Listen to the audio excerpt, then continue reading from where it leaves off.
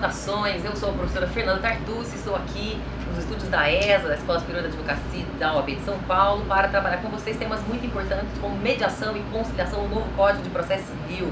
Uma honra sempre estar aqui e poder aprender junto hoje com uma bancada poderosamente feminina e com pessoas que estão vocacionadas e grandes estudiosas do assunto e que eu tenho aqui a honra aí de com elas conviver e com elas aprender bastante. Então, vou fazer uma breve apresentação sobre essas mediadoras, conciliadoras e estudiosas do tema que estão comigo hoje. Temos então aqui a professora Águida Arruda Barbosa, a responsável, inclusive, por eu conhecer mediação e eu apreciar tanto o tema. Ela é mediadora, né, lida com o tema desde a década de 80, portanto, né, temos aí a nossa grande decana em relação ao assunto, com todo respeito, apesar aí, né, da palavra decana mostrar a vivência, na verdade, essa vivência só vem em favor, né, da melhor aplicação dos métodos consensuais. A professora Arruda Barbosa, além de professora, ela é advogada aqui em São Paulo e mediadora na área, especialmente da área de família, também é mestre e doutora em Direito Civil pela USP. Temos também, então, Érica Barbosa Silva, ela é registradora civil aqui em São Paulo, ela é mestre e doutora em processo civil pela USP, escreveu sua tese sobre conciliação judicial, também atuou como conciliadora do Tribunal de Justiça de São Paulo por um bom tempo, então tem também, como professora Águida, ela ali experiências teóricas e práticas muito interessantes e que vão com certeza hoje contribuir bastante aqui para os nossos debates.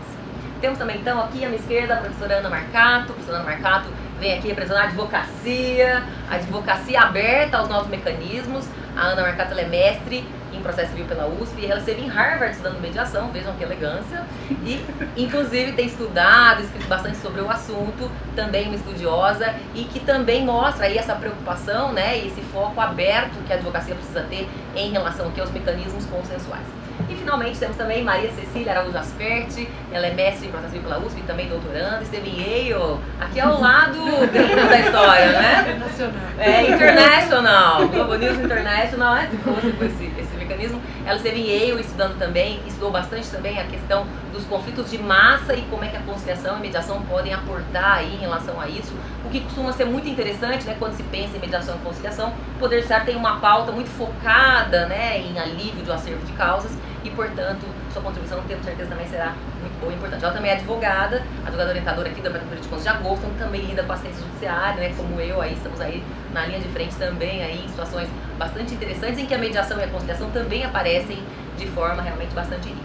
Ok? Bom, então como é que a gente vai trabalhar aqui hoje? A gente tem um elemento novo, sempre a ESA, né, Escola Superior de Advocacia, sua equipe, todos aí sempre muito dinâmicos, eles trabalharam conosco a possibilidade de uma interatividade. Então, a equipe esteve nas ruas e foi conversar com advogados, perguntando sobre o assunto. Então, a gente vai ter intervenção de alguns advogados que efetivamente dedicaram seu tempo a pontuar alguns pontos importantes que são realmente, vamos dizer, muito marcantes nessa nova adaptação que os meios consensuais, né, proverão aos advogados. Nós precisaremos, na verdade, nos adaptar a essa nova pauta consensual. Bem, então, até pra gente já começar, a gente tem um vídeo interessante. Eu quero então agradecer, né, a todos aqueles que tiveram essa boa vontade de participar com a ESA. Então, eu quero agradecer Sidney, vou falar brevemente os nomes: Sidney, Tiago, Rodrigo, Tirso, Sandra, Marcos e Vitor. Então, se você um dia for parado pela ESA para responder uma pergunta, lembre-se disso, né? Você pode estar colaborando para o ensino, enfim, para o aprendizado. Então, nós vamos começar com um vídeo que é de Sandra e que traz efetivamente algumas perplexidades que o tema vem realmente fomentando junto à advocacia. Vamos lá?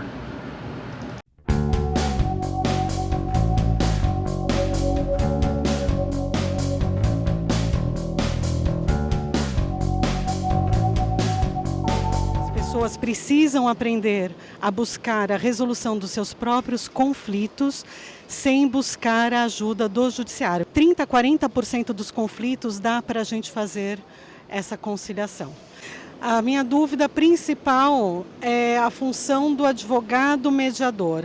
Uma vez que o advogado, ele sendo mediador, ele passa a ser um serventuário da justiça, ele não pode mais atuar na mesma comarca em que ele atua como mediador. Então, ou seja, é uma tentativa de transformar os mediadores somente mediadores e não advogados, ou é uma tentativa de fazer com que o advogado não tenha captação de clientes naquela comarca, mas não é meio injusto você pegar um advogado que tem uma causa só de mediação e ele não pode mais atuar na comarca inteira. Eu acho que é tema de muita discussão.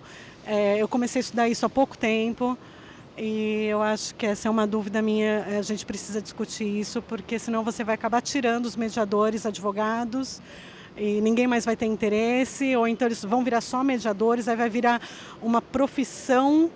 Aí eu não sei se é o lado positivo ou negativo disso, e as pessoas vão começar a sair do foco, que é a resolução do conflito. Muito bem, então esse vídeo mostra aí uma série de perplexidades que realmente que o tema fomenta, e a gente pode começar o nosso debate falando um pouco sobre isso. Os protagonistas da mediação e da conciliação, os realizadores da mediação e conciliação, serão aí, né, pessoas que precisarão atuar nesse sentido, né? A gente tem hoje uma grande necessidade de aumentar esse corpo de mediadores e conciliadores que atuarão concretamente nessas sessões consensuais. Até porque é sempre bom lembrar, né, que a capacitação é um fator essencial para que essas experiências consensuais sejam proveitosas. Então eu quero começar a perguntar para a professora Águida como é que ela vê esse movimento, né, especialmente nos últimos tempos, em termos de capacitação, em termos de formação de mediadores e conciliadores. Eu quero falar da minha alegria de participar de um debate de pessoas tão importantes, e aqui na ESA, e dizer também da minha alegria de ver finalmente o reconhecimento da mediação. Vamos falar de mediação porque a conciliação ela é tradicional no direito brasileiro desde sempre, mas a mediação é a novidade.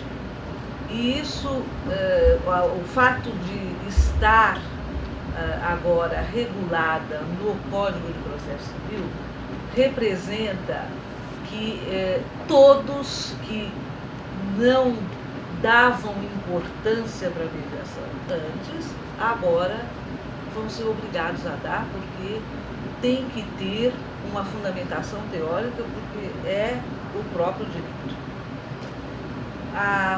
A mediação contemplada no Código de Processo Civil está muito adequada, né? Há um movimento de umas 2 décadas de uma tentativa de se legislar a respeito da mediação, e agora culmina com o Código de Processo Civil trazendo realmente um alinhamento importante. Principalmente está bem definido que conciliação é diferente de mediação. E isso é fundamental, né? Porque o que a gente ouve dizer é que sempre acham que é fazer acordo, e não é isso. A mediação é uma linguagem, e nós temos que aprender essa linguagem, né? Porque senão isso não vai garantir o sucesso desse instituto, que é o futuro importantíssimo, né, do judiciário. Não vai desafogar o judiciário, né? Isso que muitos dizem, e até muitas declarações vindas de pessoas que participam do judiciário dizem: vai desafogar o judiciário? Não, não vai. O que vai é aprimorar a distribuição de justiça, principalmente no que diz respeito ao direito de família, que é onde está o maior número de processos, de litígios difíceis. E a mediação é um caminho que realmente poderá trazer uma grande contribuição para o aprimoramento do judiciário.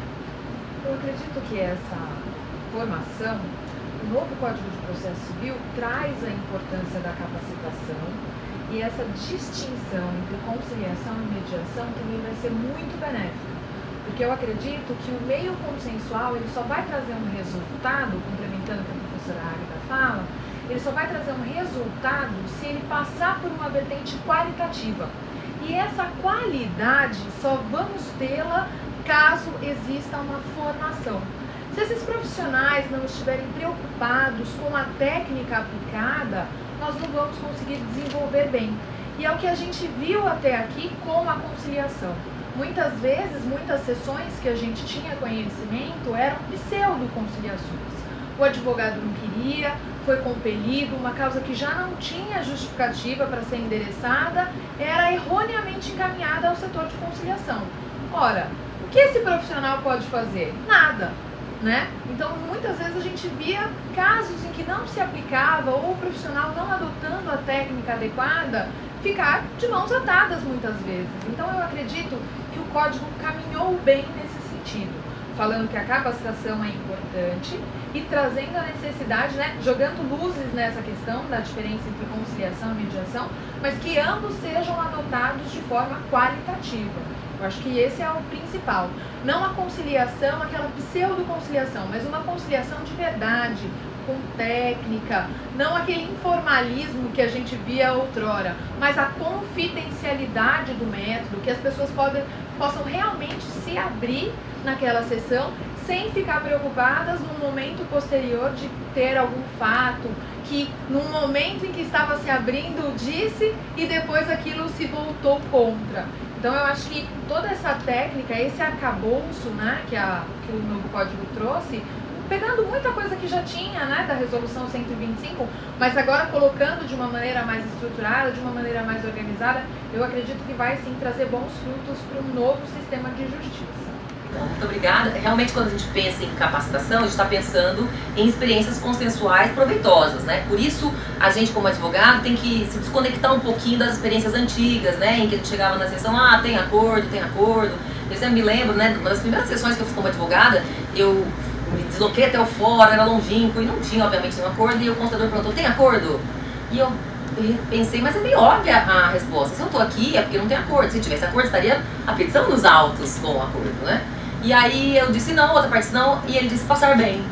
Eu falei, é isso? Viemos até aqui para essa pergunta, né? Então, enfim, quando a gente pensa em técnicas, em capacitação, realmente é desafiador lidar com os meios consensuais, né? Não é algo simples, né? Quero saber também se vocês querem se manifestar sobre isso, que é um tema muito rico, mas que vai exigir de quem realiza também, né? Esse devotamento e se preparar e essa paciência na interação com as pessoas que estão em crise, na verdade. Vamos lá. Fernanda, eu concordo. Eu acho que tem um passo anterior aí que a gente precisa pensar, que é o seguinte, a capacitação também do profissional, né, que vai atuar. Então, o advogado vai precisar ter uma nova postura frente a essas formas adequadas de resolução de conflito que estão previstas agora no novo CPC, porque o advogado é formado, e todos nós fomos, em certa medida, formadas para ser uma pessoa beligerante, para ser aquela que defende o cliente com unhas e dentes. Então, aí tem, além de uma barreira de formação do advogado, uma barreira com relação ao cliente, porque o cliente está acostumado a que você vá até as últimas consequências para defender a tese dele, e ele vai ter que entender que agora você apresentar a ele a solução de uma possível saída pela conciliação ou mediação faz parte do jogo, faz parte do melhor atendimento que você pode dar ao cliente, não apenas você ficar, enfim, na postura beligerante o resto da sua vida até chegar aos tribunais superiores, né? Faz parte de uma melhor resolução do conflito o advogado ter chance de oferecer isso a ele, para ele ter chance de oferecer, ele precisa estar bem treinado e instruído sobre as opções, e o cliente ter essa receptividade. Isso vai ser também um caminho bastante complicado de ser trilhado.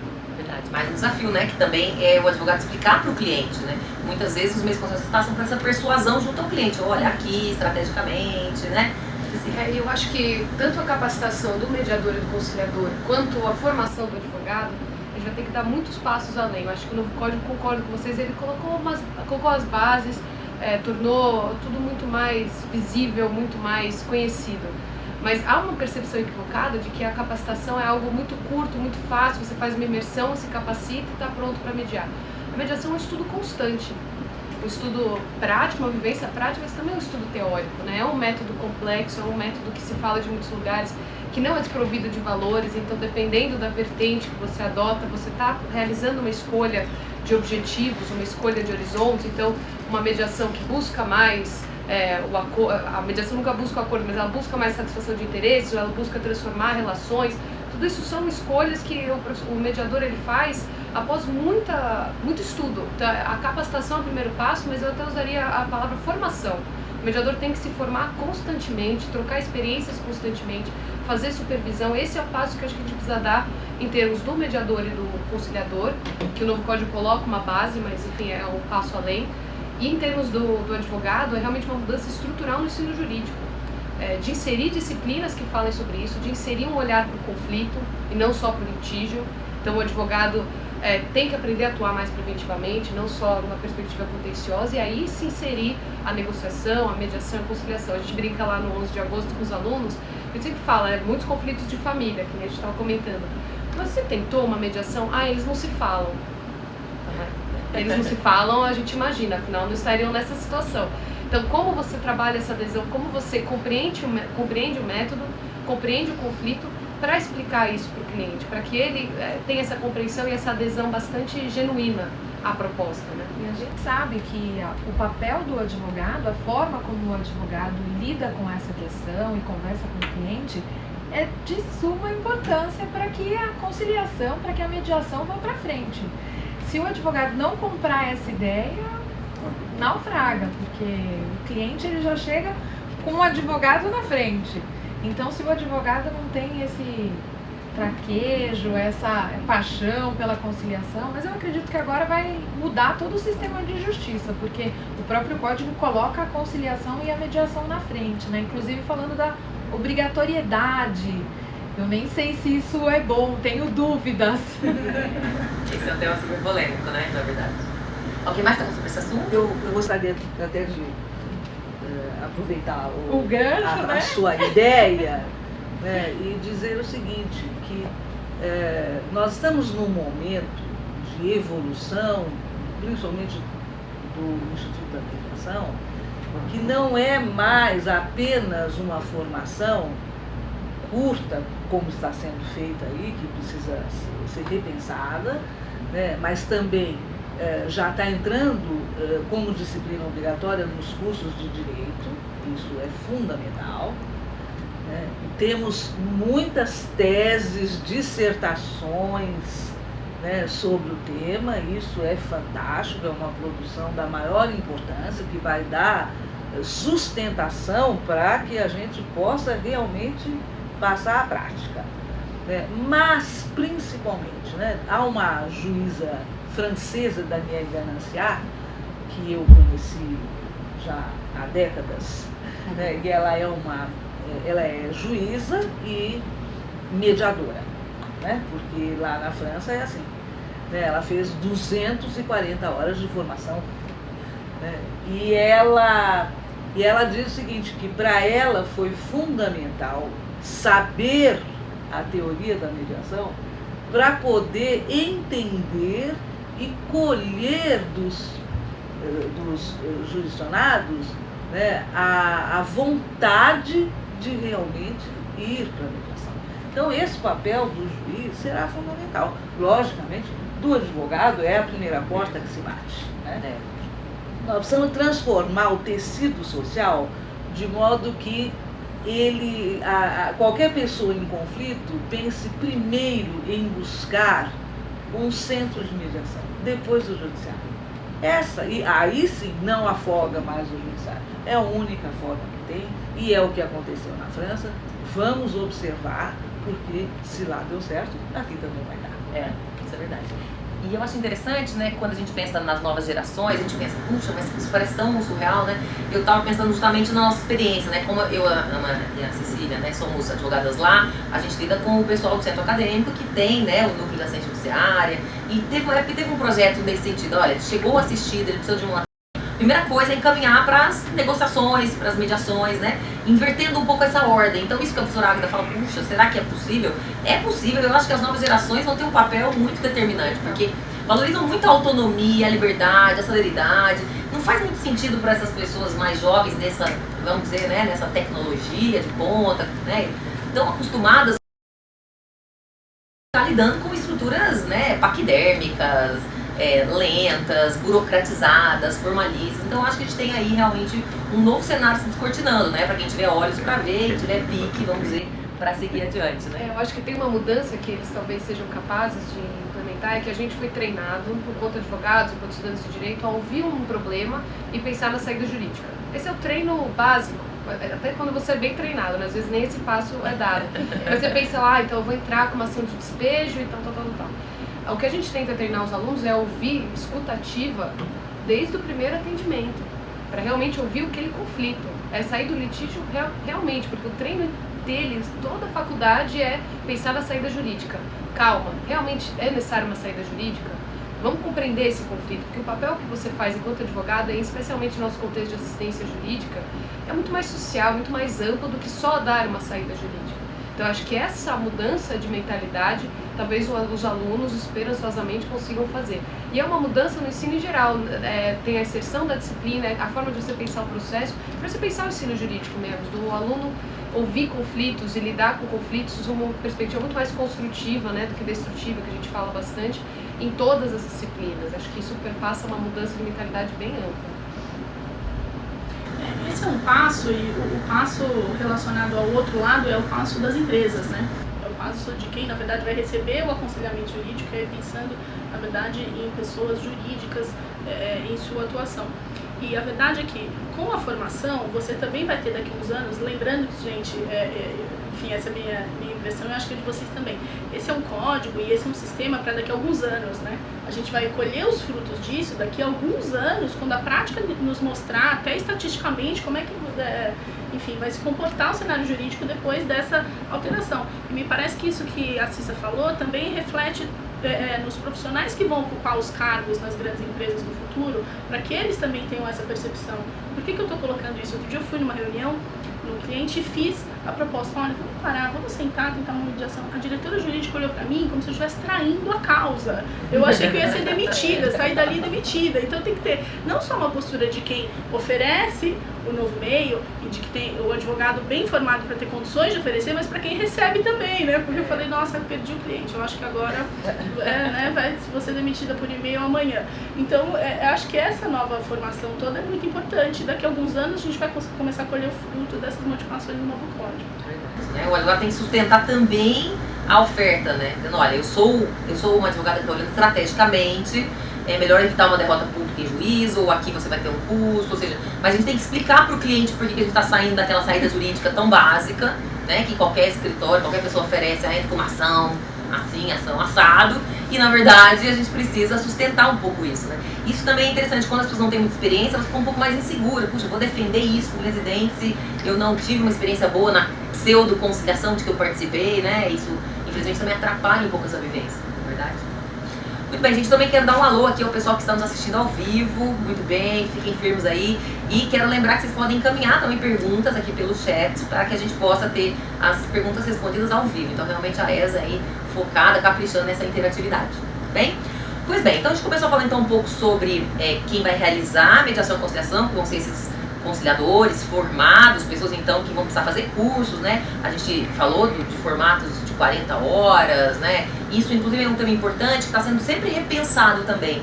O CNJ tem repensado o conteúdo programado, tem repensado as horas, então sempre fiquem atentos aí às diretrizes que mudam bastante, né? E não tem vacácio legis, né? Quando a gente pensa, infelizmente, né? Quando o Conselho Nacional de Justiça ele muda uma resolução, ela brota no sistema jurídico e nós trocamos e-mails desesperadamente, você viu? Né? Funciona um pouco assim, é como jurisprudência quando muda, né? Uma decisão, então a gente precisa realmente estar sempre atento a esses movimentos, né, administrativos também.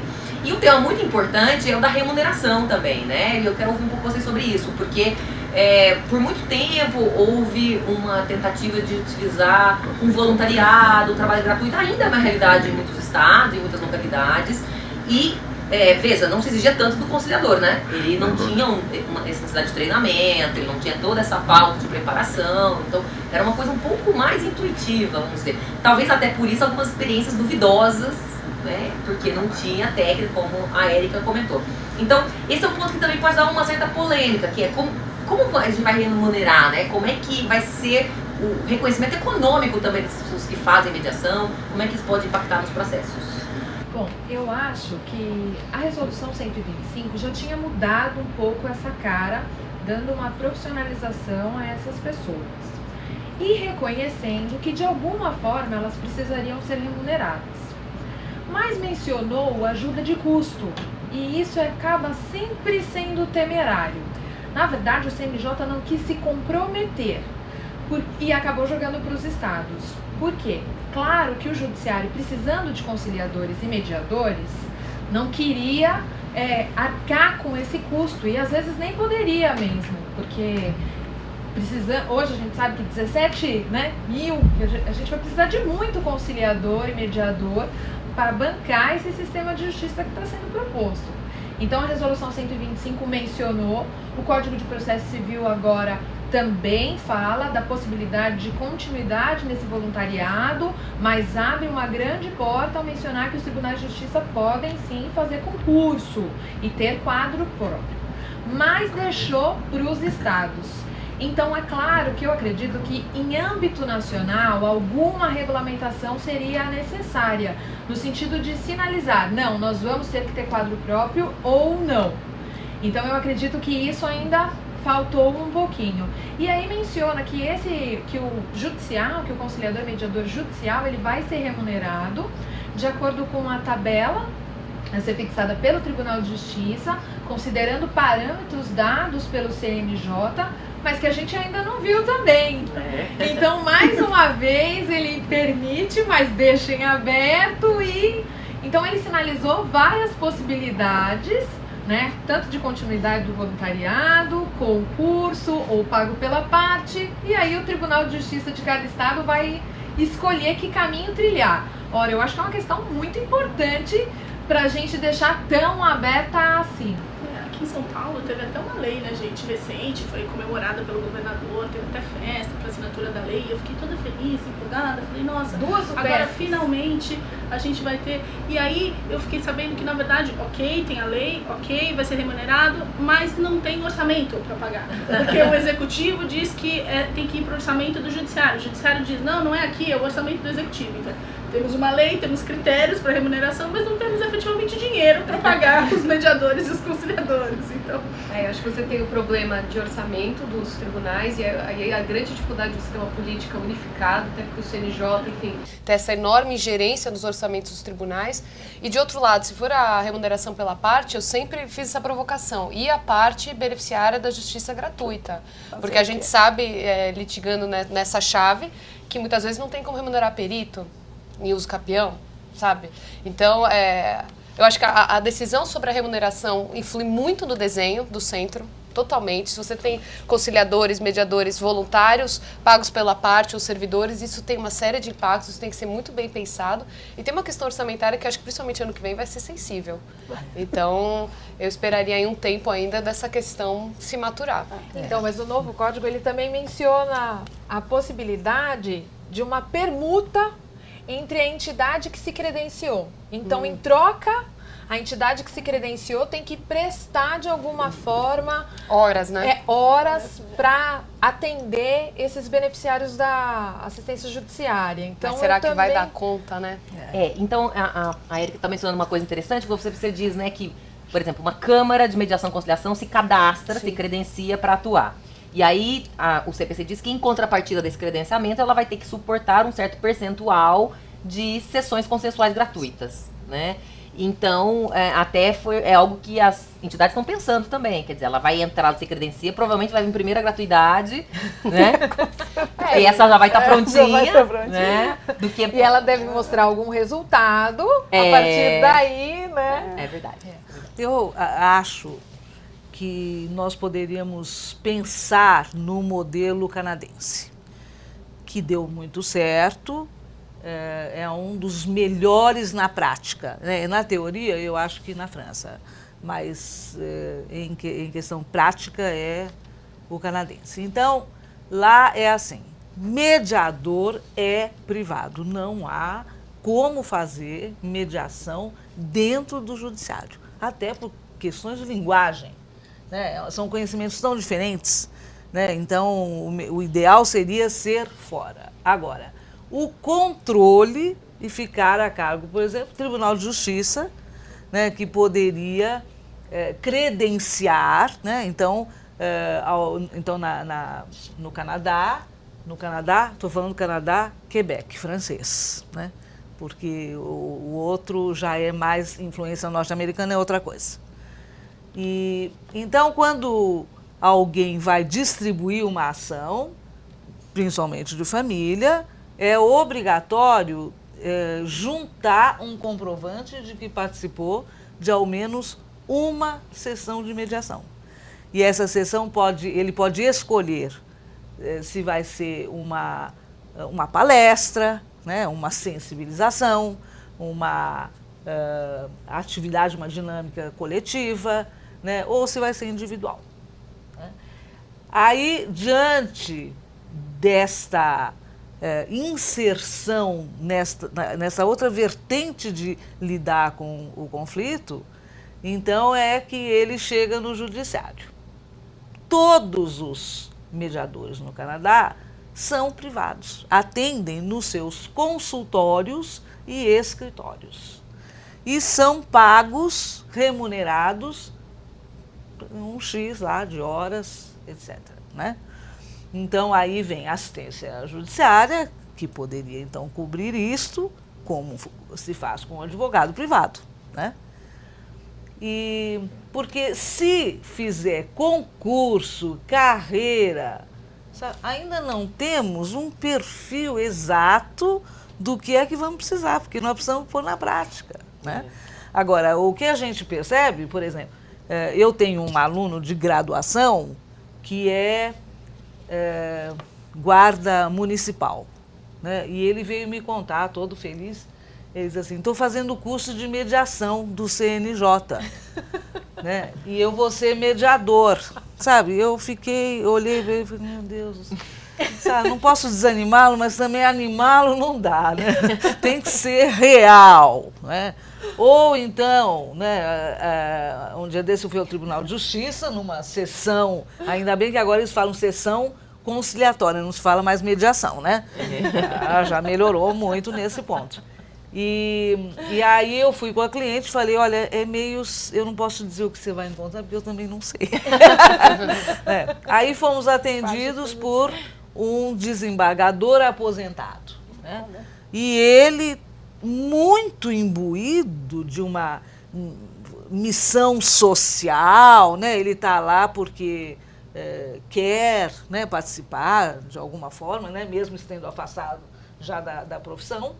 E aí ele levou um pequeno livro de Chico Xavier, né? E falou que era muito importante que as partes resolvessem aqui para não ter que levar para depois. Nossa. Para outra vida. Eu fiquei completamente muda, calada, né? Não podia nem sorrir. Esse é um incentivo. Cara de paisagem, ponto. Né? Simples assim. Ao sair, qual não foi minha surpresa? A cliente falou, adorei. Ela não queria levar para outra vida mesmo. Ela queria resolver nessa. Então, nós precisamos realmente, para ter um profissional, saber que programa, que conteúdo vai ser necessário para dar uma formação. Verdade, esse é um ponto importante. Né? Só pontuando também, a Erika já falou num número 17 mil. A gente estava comentando antes, né, que saiu na mídia jurídica uma informação, acho que do secretário da Reforma do Judiciário, Acho que sim. dele dizendo que nesse novo sistema de justiça serão necessários 17 mil conciliadores e mediadores. Então a gente vai ter um número realmente imenso. Estrondoso. É um profissional que vai impactar muito o sistema de justiça. Exatamente. Apesar do código ter mencionado que hoje eles são auxiliares do sistema de justiça, a gente está dando uma boa parcela dos conflitos para essa via. Verdade. Uma importância muito grande, né, no andamento do processo. E aí, quando eu ouvia você falar, Erika, você fala assim, vai ter um impacto, o tribunal não quer. E eu achei um pouco estranho ouvindo você dizer, mas é óbvio que se alguém vai trabalhar, tem que pagar. É óbvio que se alguém vai... A profissionalização passa justamente por aí. É óbvio, não, né? Olha, vai ser um pedaço muito importante do processo, mas olha, faça de graça, voluntariamente, não reclame. Né? Forme-se, gaste dinheiro com isso, pague um curso de longa duração e não apenas um curso de imersão de 2 dias. Continue estudando, trabalhe todos os dias sem poder ter outro emprego, porque se você tá lá, né? E não receba nada. Exatamente. Realmente. É muita doação, né? Excluindo o advogado, né? Retomando um pouco o comentário que a Sandra fez, a questão do advogado que atua no juízo. Sim. Acho que isso também é uma questão, porque é com certeza uma formação, um profissional que vai buscar mediação, e eu acho que a melhor forma do advogado atuar na mediação e conhecer a mediação é se ele também tiver tido uma experiência nesse outro papel, com todo o deslocamento que se tem do advogado que começa a fazer a mediação. É uma outra situação. Acho que você tem uma perda grande em tirar os advogados que não atuam em juízo da mediação e da conciliação. E eu acho também que o argumento da captação de clientela também não se sustenta, né? Não convence, não se sustenta, porque outros profissionais, hoje a gente sabe que o mediador conciliador, ele não precisa ser um advogado, não precisa ter uma formação jurídica, mas outros profissionais, os psicólogos, os assistentes sociais, também, eles também deveriam, de alguma forma, ser preservada a captação, caso isso fosse... Um psicólogo poderia captar numa mediação. Claro, também. principalmente a gente sabe que nas cidades... Eu acredito que aqui em São Paulo a coisa é maior, é diferente, mas nas cidades do interior, um psicólogo, um assistente social que pratica mediação, ele pode, de alguma forma, constituir uma rede naquele ambiente e, de certa maneira, captar também, se esse argumento fosse algo plausível. Então, eu acredito que o advogado foi bastante prejudicado por essa previsão do Código de Processo. Suspeição e impedimento que se aplicam para qualquer papel. E veja, fica parecendo, né, do jeito como o Código coloca, que o mediador e o juiz vão estar lá lado a lado, juntos, atuando, às vezes na mesma... Cooperativamente não, né? A prática demonstra que muitas vezes eles não vão nem se conhecer, nem se cruzar no fórum. Então, esse perigo de intervenção é mínimo, né? E veja, o perito judicial, que é indicado pelo juiz como um auxiliar da justiça de confiança dele, não tem esse tipo de impedimento e suspeição, esse problema, e agora vai gerar com o advogado mediador. Não faz realmente muito sentido. Não faz realmente. Verdade, gente. Só pontuando aqui, como elas são muito sabidas, elas já estão falando do assunto, assim, eu fui buscar o artigo, né? Falei, nossa, o pessoal tá empolgado aqui do impedimento. Que realmente é o vídeo da Sandra, né? A gente estava ouvindo essa intervenção. E eu fui buscar o artigo, a gente está falando do artigo 167, parágrafo 5º do novo CPC, que diz que os conciliadores e mediadores judiciais cadastrados na forma do caput, se advogados, estarão impedidos de ser advocacia nos juízos em que desempenhem as suas funções. Então, já tinha um entendimento assim na resolução 125 do CNJ, mas não era tão aplicado, não era tão intensa aí essa preocupação. Eu posso dizer o seguinte, era pior ainda, né? Quando a gente começou o debate do CPC, né? Porque a lei de Murphy tá aí pra isso, nada é tão ruim que não possa piorar, né? Infelizmente, essa é a lei infalível. Quando começou o debate, era assim, o conciliador e mediador, se advogado, não poderia advogar na comarca. Então, você imagina, se eu fosse conciliador em São Paulo, eu não poderia advogar em São Paulo, eu teria que ser advogada em uma cidade do interior, né? Então, assim, era péssimo, né? E aí fizeram, né, decotaram para o juízo. Então, se eu sou mediadora na segunda vara de família, eu não posso advogar ali na segunda vara de família. Que é isso que a gente estava comentando aqui. Mas por quê, né? Afinal de contas, o conciliador e o mediador não exercem influência sobre o juízo, muito diferente do perito, como a Ana bem lembrou. Quer dizer, o perito é uma pessoa de confiança. E o perito, ele é proibido de advogar na área onde ele atua como perito?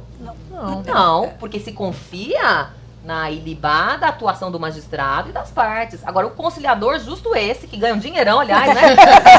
Vamos combinar, que ganha uma fortuna, ele contribui para sessões consensuais, quer dizer, ele nem tem contato com o juiz, como ela bem disse. Pode ser que ele esteja visto com bons olhos, pode ser que sim, mas olha que beleza, ela faz conciliações, então vai haver um favorecimento do cartório inteiro e do juiz, porque como ela faz conciliações, ela é parceira e por isso, na causa em que ela for advogada, vai haver um favorecimento, né? Parece um pouco, vamos dizer, exagerado, né? Esse tipo de entendimento, um pouco desconfiado demais para alguém que até hoje só atuou com voluntariado, né? Com boa vontade. Então também me parece que é um entendimento complicado aqui. Eu até cheguei a defender no livro que isso aqui é inconstitucional. Já empolguei logo, vou quebrar tudo, né? Porque na verdade, tanto esse artigo como o da quarentena, porque lembra que eu falei que nada é tão ruim que não possa piorar? Ainda tem uma quarentena, gente. Então eu disse que tanto esse artigo 167, parágrafo 5º, como o da quarentena, que é o artigo 172 do novo CPC, eu disse, as duas previsões são inconstitucionais. E vou ler então o artigo da quarentena. Artigo 172. O conciliador e o mediador ficam impedidos, pelo prazo de 1 ano, contado do término da última audiência em que atuaram, de assessorar, representar ou patrocinar qualquer das partes. Então vamos imaginar que no sistema do novo CPC, uma parte chama a professora Águida para ser mediadora no caso, ela é convidada, ela aceita e participa. Gostaram dela, porque olha que bom, então agora eu tenho um conflito na minha empresa. Ela não pode nem assessorar, nem representar Nada. Nunca mais, num ano, nunca mais não, exagerei. Não bom. Mas ela não pode por um ano, né? O que eu defendi que é inconstitucional é porque isso é matéria de reserva de lei. A OAB, enfim, a lei federal que tem que dizer a atuação do advogado, não é o CPC, isso não é matéria de CPC, enfim, né? Então eu dei minha contribuição aí pra gente tentar se livrar dessa cilada, mas realmente o tema é delicado e a gente vai precisar enfrentá-lo. Eu acho que, ouvindo vocês, a gente tem que ter um comprometimento, né, dos atores de justiça. Pessoalmente, até acho que isso é uma despesa da parte, francamente. Se as pessoas não conversam, não querem conversar, né, o advogado oferece mediação e o advogado não tem, vamos dizer, paixão pela causa. Ah, você quer apaixonar pelo litígio? Então, você vai arcar com os custos do litígio. E dentro da política pública, a conciliação e a mediação fazem parte de uma estratégia do Estado para o seu conflito. Então, eu acho que faz parte de pagar. Tem que pagar. E tinha que pagar caro ainda. Aquelas que já logo... Quer profissionalizar mesmo. Quer garantir a profissionalização pela remuneração. E é também pedagógico para a parte. Assim, eu não quero conversar. Não quer conversar? Isso tem um custo. Isso tem um custo individual e social. Então, não quer conversar? Vai haver profissionais preparadíssimos para isso, que vão buscar restabelecer a comunicação, e isso dá trabalho, né? Quem aqui já participou de mediações sabe muito bem, o mediador sai de lá muitas vezes, né? Alguns brincam, ressaca do mediador, né? Depois de uma sessão de mediação daquela, você fala, nossa, porque é muita energia, né, nesse conflito. Então, no meu sentir, né, eu acredito até num contraponto, acho que a gente fica sendo muito bonzinho aí de falar em gratuidade só para quem não pode pagar. E aí vamos fazer como a gente faz com as perícias. Vai usar um fundo, vai usar, enfim, outros recursos. Lembrando que tem uma multa por não comparecimento à conciliação do novo CPC. Que tal usar o dinheiro da multa para remunerar os casos de gratuidade? Mas não, o Estado, a União já quer usar o dinheiro, sabe lá para quê que vai esse dinheiro. Enfim, existem opções, existem alternativas. Nosso papel é buscar sempre tentar fomentar para boas possibilidades. Realmente, quando a gente pensa no novo Código de Processo Civil, a gente percebe como ele é um tema desafiador. É muito importante contar com pessoas que tenham essa visão prática. Afinal de contas, o sistema precisa ser bem operacionalizado. Então, a gente está hoje trabalhando aqui a ideia da mediação e conciliação no novo CPC, né? A gente está até pensando, a gente vai falar ou não da nova lei de mediação, mas a nova lei de mediação, que veio em junho de 2015, ela trouxe ainda outros desafios, né? Porque ainda vai precisar ser feita uma conversa, uma compatibilização entre a lei de mediação e o novo CPC. O que a gente trabalhou aqui hoje, logo nesse início, essa importante parte do novo CPC que trabalha a função dos conciliadores e mediadores como auxiliares da justiça. Realmente foi uma boa novidade. Logo no início do código, né, entre os artigos 165 e 175, a gente tem ali as previsões sobre mediadores e conciliadores judiciais. E a gente, então, controverteu um pouco sobre a profissionalização desses profissionais, quantas horas, como é que funciona, né? E o reconhecimento importante que precisa existir em termos também de remuneração. Quando as pessoas não conversam e elas têm um litígio, é natural que elas recorram ao Poder Judiciário esperando uma sentença que vai dizer quem tem razão. Só que o Poder Judiciário também tem sua pauta pública, ele também tem sua própria política de incentivar os meios consensuais. Por isso também conversamos um pouco sobre isso. A importância de que os advogados expliquem para o cliente que as iniciativas consensuais cada vez mais integram a ordem do dia e que, não só por um interesse do Estado, né, que tem realmente uma preocupação com o volume de causas, mas principalmente porque esses mecanismos podem gerar saídas produtivas e inteligentes, né? Conversamos também, então, um pouco sobre esse desafio do advogado, que o advogado muitas vezes precisa trabalhar uma persuasão junto ao seu cliente que nem sempre entende.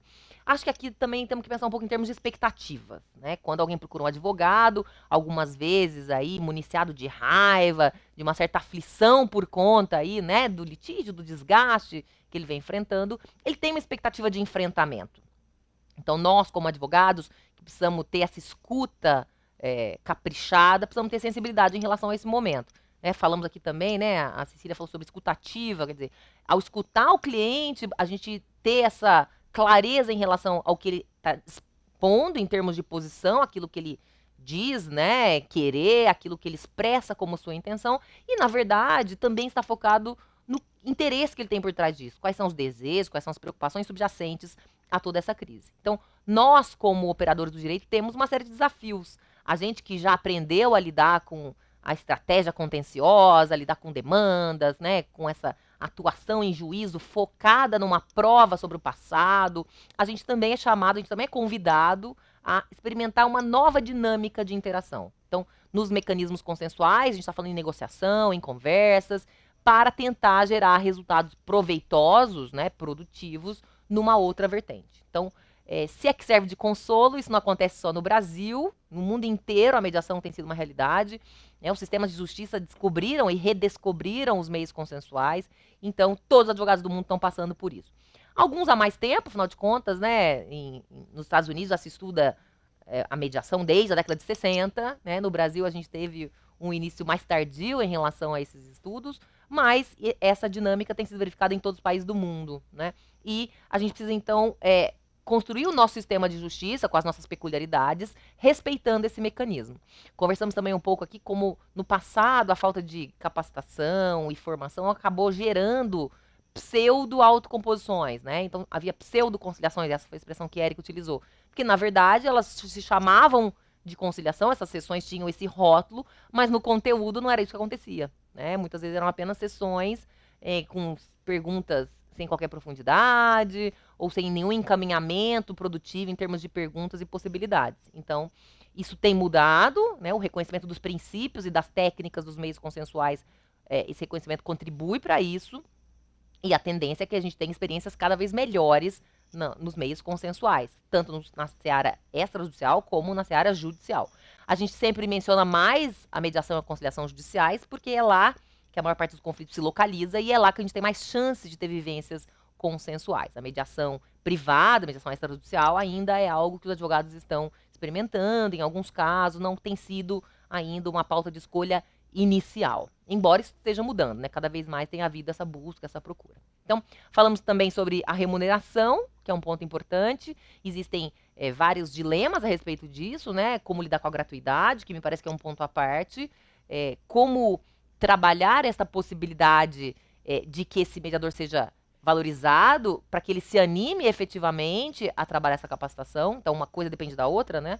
Infelizmente, a gente tem notícias de ótimos conciliadores judiciais que depois de um certo tempo de doação, porque é isso que o trabalho voluntário enseja, depois de um certo período, fala, puxa, eu estou há 2 anos atuando voluntariamente, eu não tenho um reconhecimento econômico, eu preciso agora também fazer frente às minhas despesas. Então, a gente perdeu já algumas pessoas, né? Eu digo, o sistema de justiça, né? O judiciário brasileiro, já perdeu algumas pessoas que, obviamente, né, não podem nem ser penalizadas. Elas têm que ser objeto de agradecimento, destinatárias de um agradecimento por tudo que elas fizeram pelo tempo que fosse. Então, a remuneração é um tema muito importante e ele exige uma atenção maior. Mencionamos que precisaremos de 17 mil mediadores e conciliadores nessa nova rodada de distribuição de justiça e, portanto, cada vez mais esse tema precisa ocupar um espaço central, uma atenção realmente esmerada, precisa ser devotada a esse assunto, que é um assunto tão importante. Tudo bem?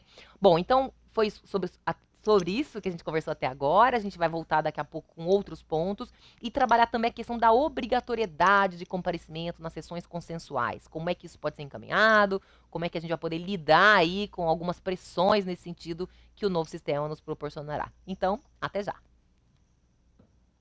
Muito bem, estamos de volta. Vamos então agora entrar num tema importante, que é a questão do comparecimento obrigatório às sessões consensuais. Esse é um tema que desperta bastante polêmica e também preocupação dos advogados. Temos até um colega aí, né, um dos nossos queridos colegas que contribuiu, que nesse vídeo vai mostrar aí, vai externar um pouco dessa preocupação. Vamos vê-lo então?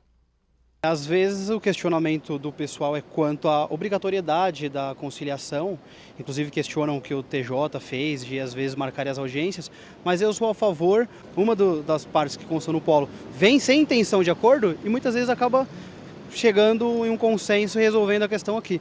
Então vai tornar, mesmo que de forma obrigatória, o processo mais célere, parte dos processos, né? O que ajuda os que estão lá parados aguardando. Me parece que é obrigatório, tem gente falando de necessária, mas aí eu acho que é, na verdade, uma questão semântica. Eu acho que é efetivamente obrigatório porque aquele que não quiser, ainda assim justifique de forma fundamentada, se o outro não o acompanhar, ele vai ser obrigado a comparecer.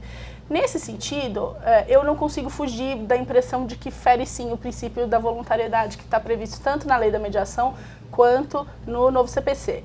Então, o legislador, ao fazer essa opção da audiência obrigatória, deu um claro recado de que ele está querendo incentivar, sim, os meios de solução, de resolução de conflito adequados. Eles chamam de alternativo, mas mais correto, adequados. No nosso caso, a mediação. E o que me preocupa nisso? Eu acho que o incentivo é salutar, é muito bom, mas incentivo feito de maneira equivocada gera efeito contrário ao que se espera. Então, eu vou aqui externar 2 preocupações minhas de exemplos que eu presenciei, que eu vi em eventos que eu tenho ido. A primeira questão é o seguinte: o Sejusc, que é o centro onde as sessões de mediação e conciliação vão se realizar, vai ter que haver Sejusc em todos os tribunais de todos os estados da federação. Se a audiência é obrigatória, e ela só pode, no meu modo de ver, ser feita a sessão só pode acontecer no Sejusc, vai ter que haver Sejusc em todos os estados da federação. E no local onde não tem Sejusc? Como é que a gente faz? Eu ouvi outro dia de um juiz dizendo: não tem problema, deixa comigo que eu faço. Eu sou ótimo juiz, ótimo conciliador e ótimo mediador, eu faço a mediação. Eu sou excelente. Eu até brinquei com ele, falei: nossa, eu aqui tentando ser uma advogada mediana, só o senhor é tudo isso, né? Faz tudo isso com tanta facilidade. Então essa é uma preocupação, porque me parece que no local onde não houver Sejusc, você não pode designar sessão de mediação para ser conduzida pelo juiz. E a outra preocupação é um exemplo que eu ouvi outro dia numa palestra e me assustou bastante. Uma sessão feita no Sejusc, aqui em São Paulo, em algum fórum regional, em que 2 partes, uma mediadora mulher e um escrevente na sala. Já começou de maneira estranha, porque o que o escrevente estava fazendo lá, mas enfim. E as partes estavam numa discussão muito acalorada, brigando, a mediadora tentou intervir, chamá-los um pouco mais para conversa, não conseguiu, deixou rolar. Bom, deixa eles conversarem e tal. Eles começaram a se exaltar, quando o escrevente levanta e fala: a sessão está encerrada, porque vocês estão brigando e quem manda aqui sou eu, a sessão está encerrada. Então, essa técnica é nova, a gente precisa aprender, doutora Águida. Então, essa técnica é muito boa. Só para concluir o raciocínio, como o colega disse, às vezes o comparecimento ele vem aqui, ótimo, o incentivo é bom, é salutar, mas o incentivo tem que ser bem feito.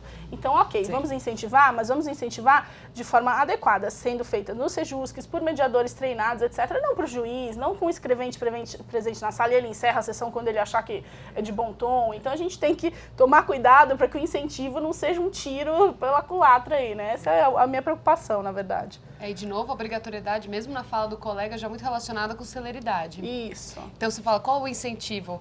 Até a doutora Águida falou do exemplo do Canadá, de você ter essa obrigatoriedade prévia, é para você ter um contato com o meio, né?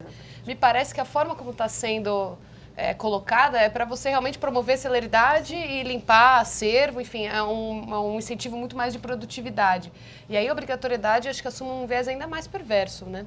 Porque você inevitavelmente vai ter todo um contexto de pressão para aquelas partes, não só comparecerem, conhecerem o método, mas se situarem num ambiente em que o objetivo é a rapidez, é realizar o acordo, independentemente até da boa vontade do mediador e do conciliador, porque todo esse contexto influi muito, especialmente quando você tem partes aí com algum desequilíbrio de informação, algum desequilíbrio de poder de barganha, que estão uma parte uma situação mais frágil. Todo esse contexto influencia muito como a coisa acaba se desenrolando. Eu vejo que também existe no novo código alguma coisa de produtividade do conciliador e do mediador, forte, o que casa bem com a obrigatoriedade. Eu também tenho uma grande preocupação com isso, porque nós sabemos que o acordo mal realizado, há um retroalimentamento da demanda, aquela demanda que era uma demanda só, as partes fazem um acordo ruim e depois ela se desdobra em 2, 3 processos. Então, será que existe mesmo qual é a qualidade disso, né? Não existe uma verificação da qualidade desses meios consensuais e de como eles estão se desenvolvendo.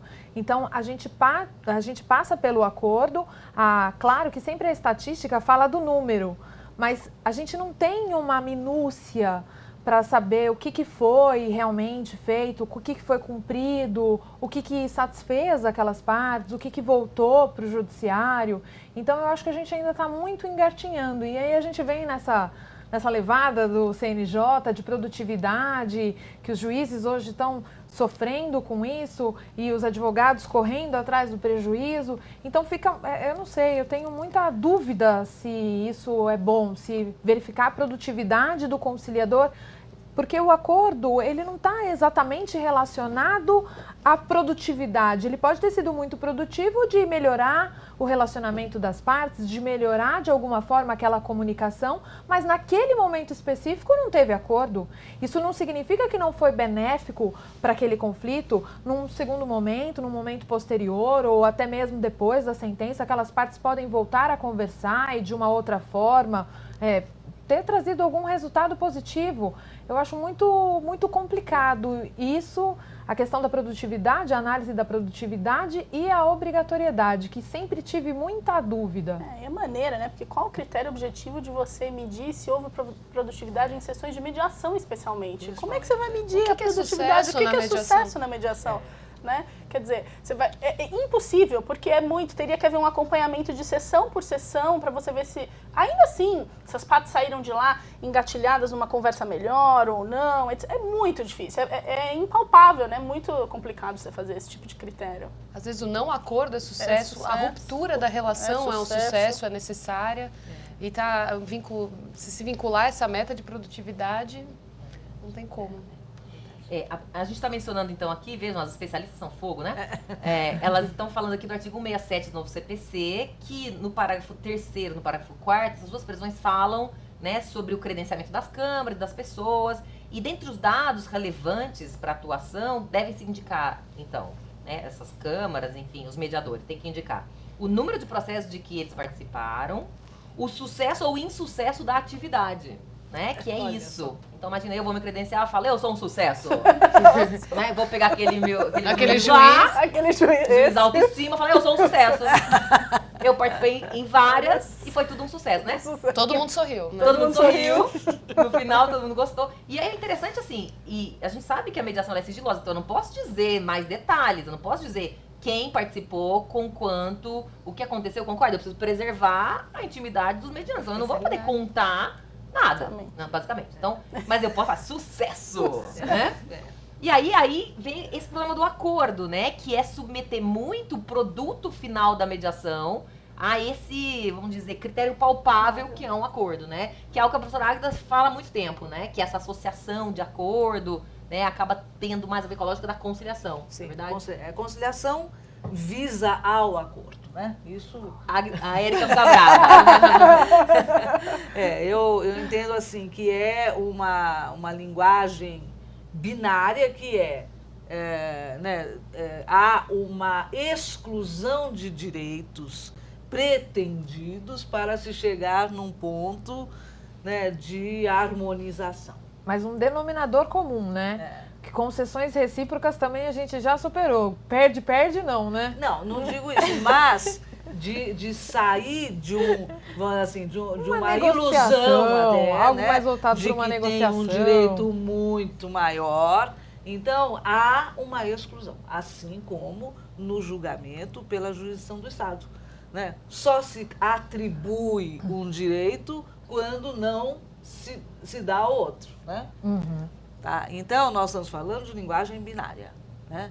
É a linguagem que nos dá a possibilidade de ter um sistema jurídico, né, bom, muito bom. Agora, a mediação, ela já é linguagem ternária, porque ela é obrigatória hoje pelo princípio da dignidade da pessoa humana, né? Porque este princípio traz a possibilidade de se ter cada um é o que ele pensa, o que ele sente, né? E não o que é padrão, né? Então, a gente tem que tirar daí. A pessoa vem para o tratamento do conflito do jeito que ela... ela vê do jeito que ela não com um recorte jurídico. E aí, quando ela chega na mediação, principalmente na mediação familiar, a gente percebe muito isso, né? Os dois não se falam, né? E aí eu sempre digo assim, né? Não há caso impossível para mediação, há mediador ruim. Puxa, que responsabilidade pro mediador, eu sou vizinho do juiz lá. É do juiz. Né? Porque às vezes você afasta, né? Você fala, que essa moça é chata, é antipática, né? Sabe, você se afasta dela porque você não aguenta o sofrimento dela, né? É por isso que é um conhecimento interdisciplinar. Você precisa buscar outras ciências para poder embasar o conhecimento jurídico e fortalecê-lo para você atuar, né? E até para dizer assim, não sou capaz de fazer essa mediação porque tenho questões pessoais que eu não resolvi, né? Sabe, isso é que é, né, a grandiosidade, né? Agora, como é que vai dizer que teve sucesso ou não teve? Né? Às vezes, eu já tive caso de fazer uma mediação, as pessoas desaparecerem, né? Porque a gente, o mediador tem que se acostumar que ele será abandonado, né? E aí, tempos depois, vem alguém te procurar e fala assim, quem me indicou foi o fulano e ciclano. Sabe? Aí você tem notícia dos outros que gostaram e estão falando para todo mundo, olha, porque isso é que vai formar uma mentalidade nova, né? Acho que esse é o grande treino do mediador, saber que você não está lá para si mesmo e nem os seus valores de sucesso são os que mensuram o sucesso, são os valores dos mediados.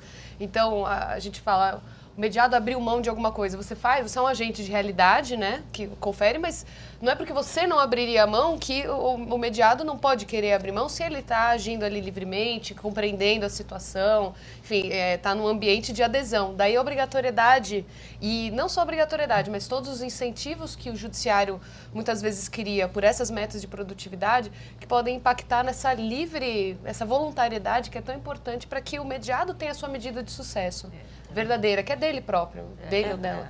Eu, inclusive, vendo a Águida falar, me passa pela cabeça ainda mais porque o juiz não pode ser essa pessoa.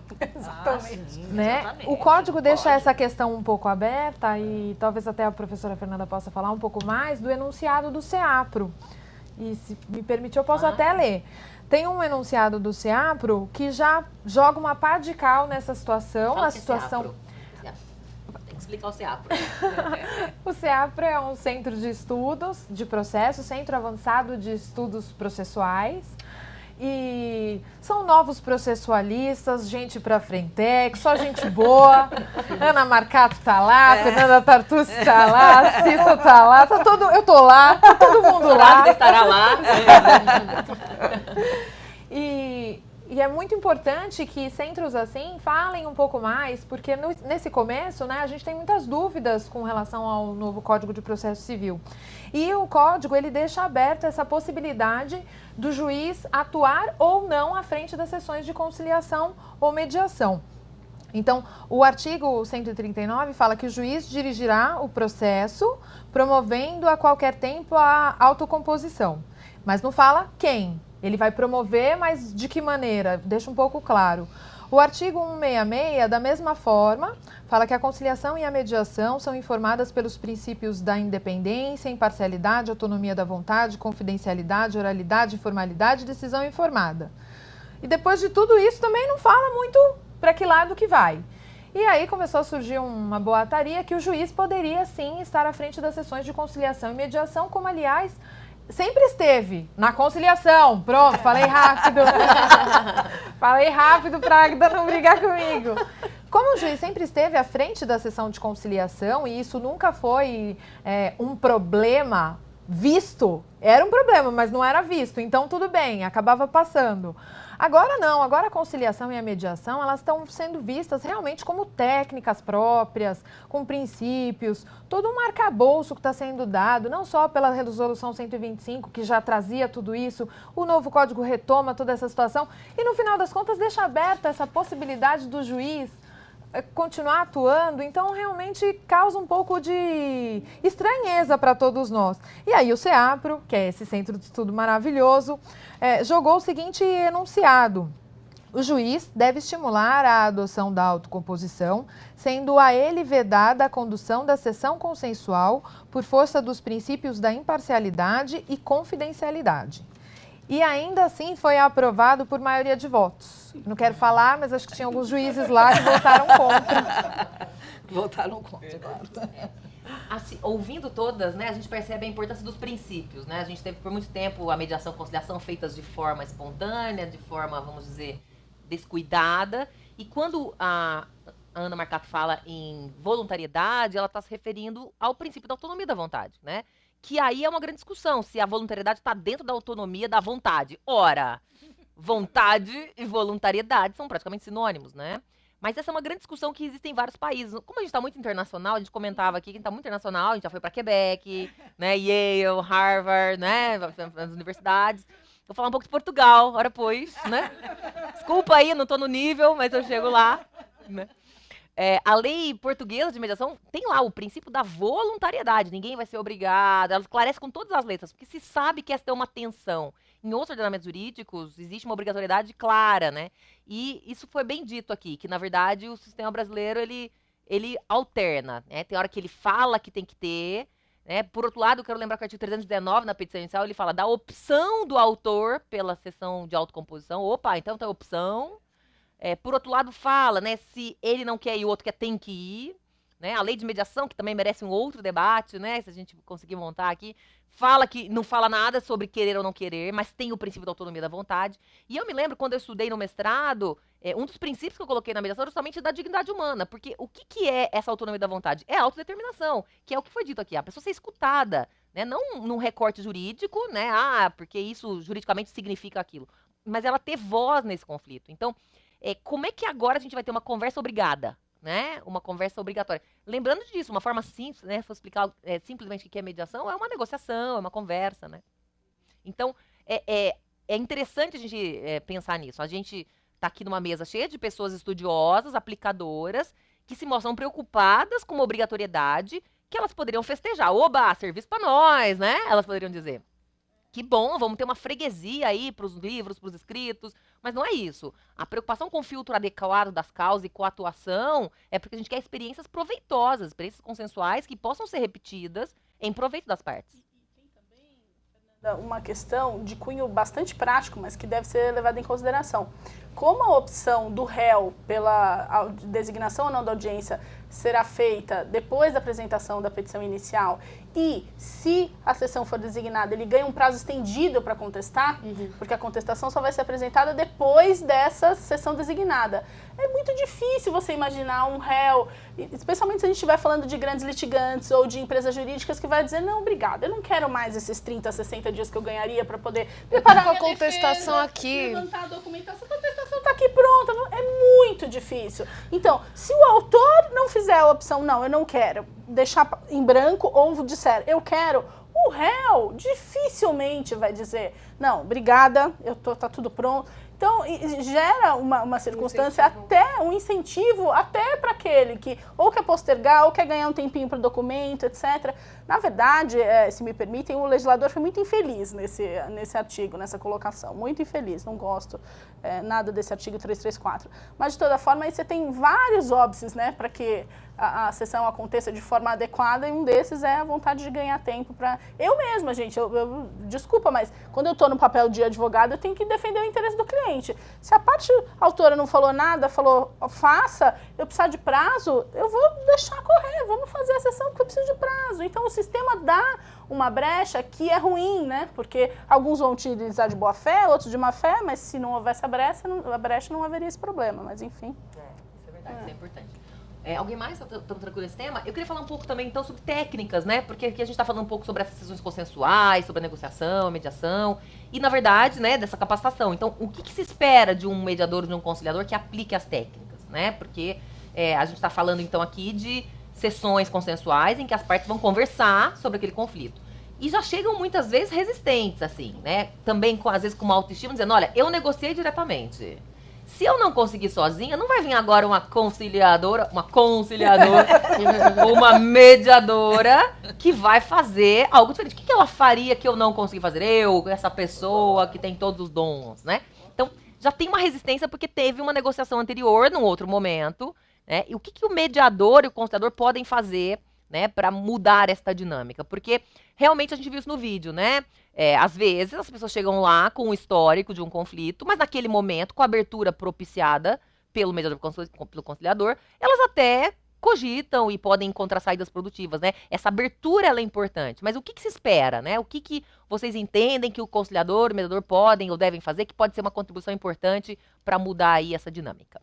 Acho que até no primeiro momento, ainda num contexto de obrigatoriedade, que muito provavelmente vai se desenrolar mesmo, o mediador precisa buscar adesão, ainda que seja nesse momento, porque afinal a audiência, a sessão de mediação será obrigatória, mas certamente a sua continuidade não. As partes podem naquele momento fazer uma boa e velha pseudo-conciliação. Tem acordo, não tem acordo? Então esse mediador ou conciliador, ambos, e aí eu concordo com a Érica, o conciliador também precisa trabalhar nesse sentido de buscar a adesão das partes naquele primeiro momento. Não só explicando o que é esse mecanismo, mas realmente já promovendo uma atitude mediadora que faça com que as partes sintam-se num ambiente propício para falar a respeito, para serem ouvidas. Então, a adesão nesse primeiro momento é fundamental. Mas é o que a Fernanda falou, muitas vezes fala assim, ué, mas essa pessoa, o que ela vai trazer de diferente?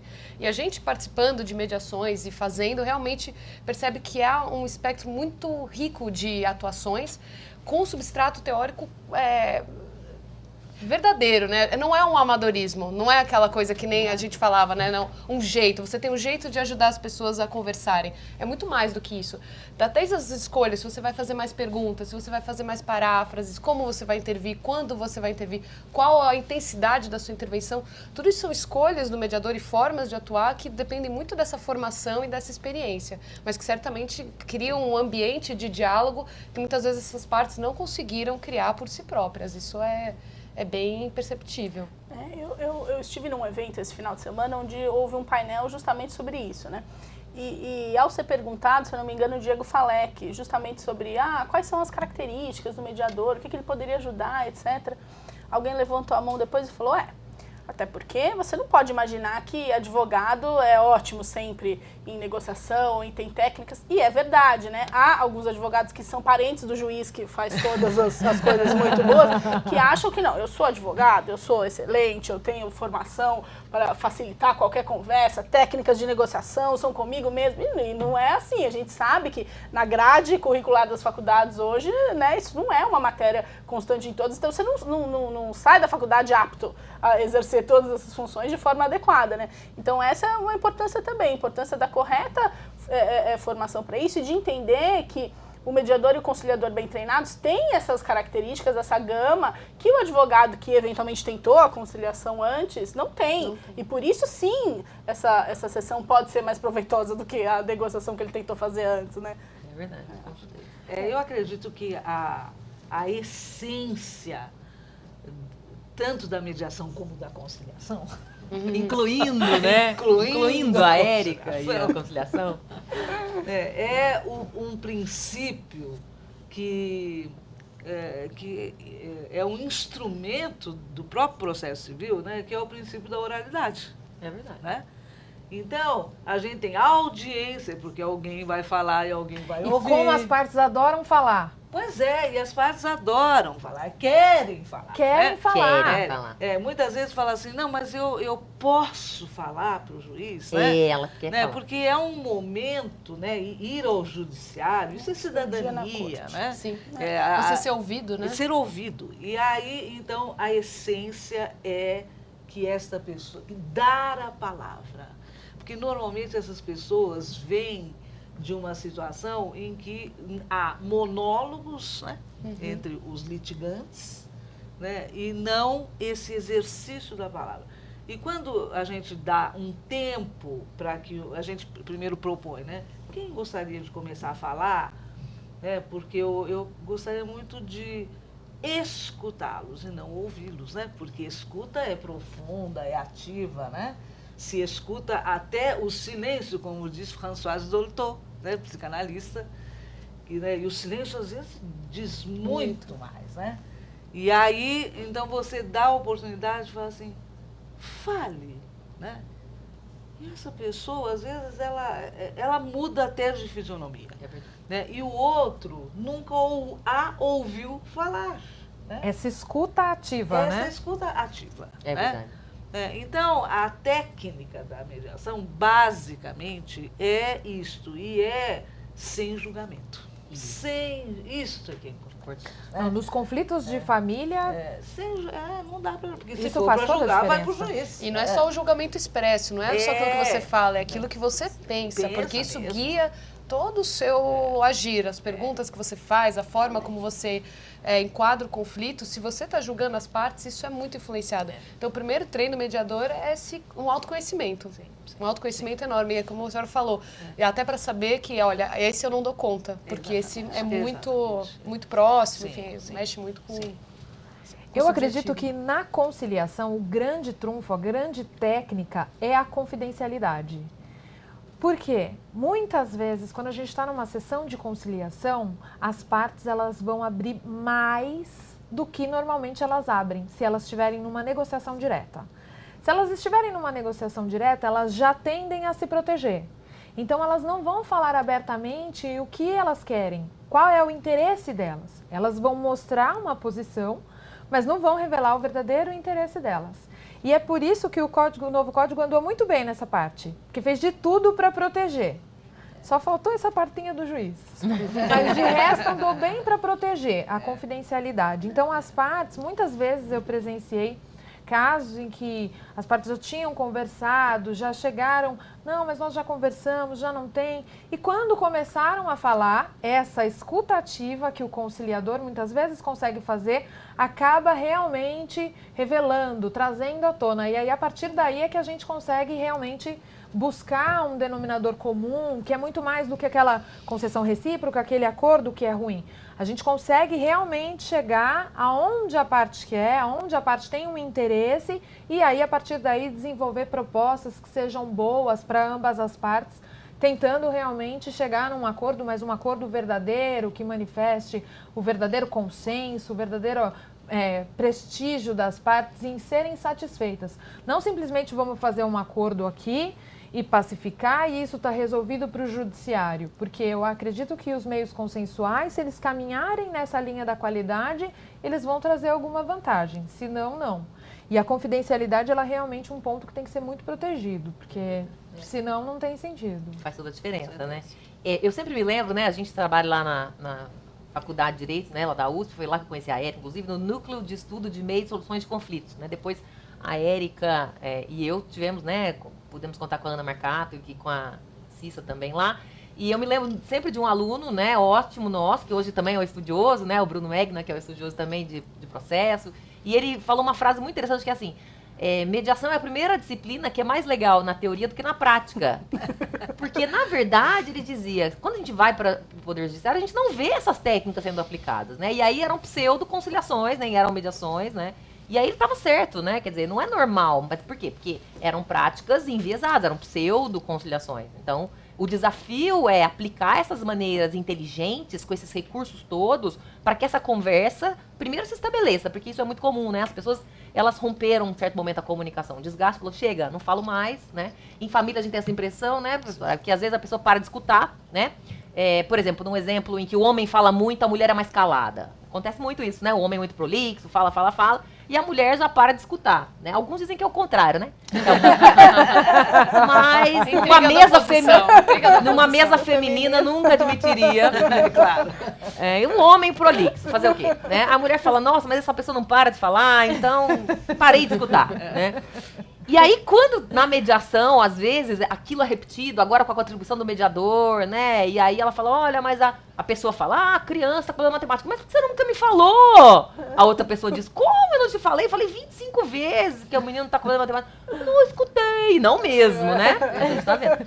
Então, é interessante como a mediação ela é simples ao mesmo tempo, mas ela é tão rica, porque ela provê, né, esses espaços, essas possibilidades, com técnicas de respeito ao outro, né? Sem precisar excluir, sem precisar ser, vamos dizer, autoritário. Então, realmente, bem aplicadas, as técnicas podem ser bastante produtivas, né? Mas elas vão exigir, claro, né, um arcabouço aí, muita paciência, né? Claro, esse investimento que o mediador realmente precisa fazer, né? A gente percebe, então, que já apareceu um outro princípio da mediação, que é o da confidencialidade, né? Para as pessoas poderem se sentir livres e abertas para poderem negociar, né, conversar, que seja, né, elas precisam estar protegidas de que nada do que elas disserem será usado contra elas adiante, né? Então, Isso também é importante em termos estratégicos, me parece, né? Porque se eu vou expor a minha proposta e aquilo vai ser usado contra mim, certamente eu não vou expor nada, né? Então eu queria ouvir um pouco vocês sobre isso também, como é que vocês sentem. Não, até por isso que o juiz não pode conduzir a sessão de mediação, Sim, né, gente? claro. Porque, veja, ele tem lá uma pilha, 200 processos para julgar, ele ouviu a parte falando, não, eu até toparia pagar 100. Não, você paga 50. Aí tá bom, vamos imaginar que não sai acordo, eles vão embora. Quando ele for julgar, é impossível, ele é um ser humano, é impossível ele ficar blindado daquilo que ele ouviu na sessão de mediação. Aí ele vai pensar, nossa, aquele já podia pagar 100, esse 50, a gente já pode fazer aqui uma conta. É impossível, vai, né? Que acontece muito na justiça do trabalho, exatamente. né? Então, essa é uma questão muito importante. Primeiro, porque eu acho que você também quebra a confiança das partes se o juiz está lá presente, né? Porque elas estão sob a falsa impressão de que elas estão livres para conversar sobre a proposta e num ambiente de confidencialidade. Pode ser que a proposta não saia dali, mas foi para a cabeça do juiz e vai influenciá-la no momento de julgamento. Então, efetivamente, é mais um elemento para a gente pensar bem e não designar sessões de mediação conduzidas pelo juiz, né? Viabiliza que você atua mais estrategicamente, como a Érica também falou, na conciliação, que você tenha mais espaço para expor seus interesses, e até falando em conflitos mais objetivos, mas em conflitos mais subjetivos, permite que você trabalhe a relação de uma outra forma. E aí, falando aqui, que a gente está falando da mediação que ocorre dentro do processo, que você dê esse passo para fora do litígio. De novo, que a gente fala muito no 11. Uma ação de visitas nunca é um conflito de visitas. Ela é muito mais do que isso. O visitas, para mim, é sempre a pontinha menorzinha do iceberg. Ninguém cria todo esse arcabouço para falar só de visitas. Tem muita coisa por trás disso. E num ambiente com confidencialidade, você consegue chegar no que verdadeiramente está imbricado nessa relação, né? Que é muito mais complexa, envolvendo a criança, envolvendo os pais, enfim. Então, você consegue trabalhar conflitos subjetivos de uma outra forma e atuar mais estrategicamente em conflitos mais objetivos. É verdade, né? A confidencialidade, ela tem um grande destaque no novo CPC, ela tem 2 parágrafos, né, que falam sobre isso. No artigo 165, né, a gente tem 2 regras sobre isso, e a lei de mediação também tem uma seção inteira destinada, nos artigos 30 e 31, para a confidencialidade. Então, ela é objeto realmente de bastante investimento e é importante que assim o seja.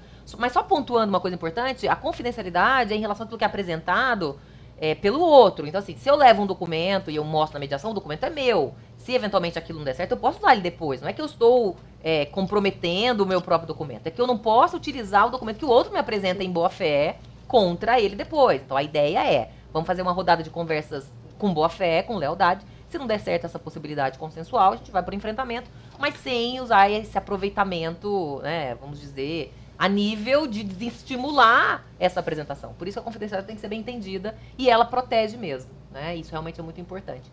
E também a questão da imparcialidade do mediador e do conciliador, que também é um outro ponto, né? Se eu pudesse escolher, é difícil escolher um tripé, né? Mas eu sempre digo que assim, a estrutura máxima dos meios consensuais tem no topo a autonomia da vontade, a confidencialidade e a imparcialidade do mediador. Agora eu vou fazer um losango aqui, que tem oralidade também, né? Porque é verdade, né? É muito importante que essa conversa flua, né? A pior mediação não é aquela mediação que as pessoas discutem, é a mediação em que ninguém fala nada. Né? Então, assim, o silêncio pode ser bom, mas não pode durar demais, né, Porque... Doses homeopáticas. Doses homeopáticas. Senão ninguém fala nada, como é que a gente vai evoluir, né? A gente precisa de... Só nos olhares. Olhares significativos.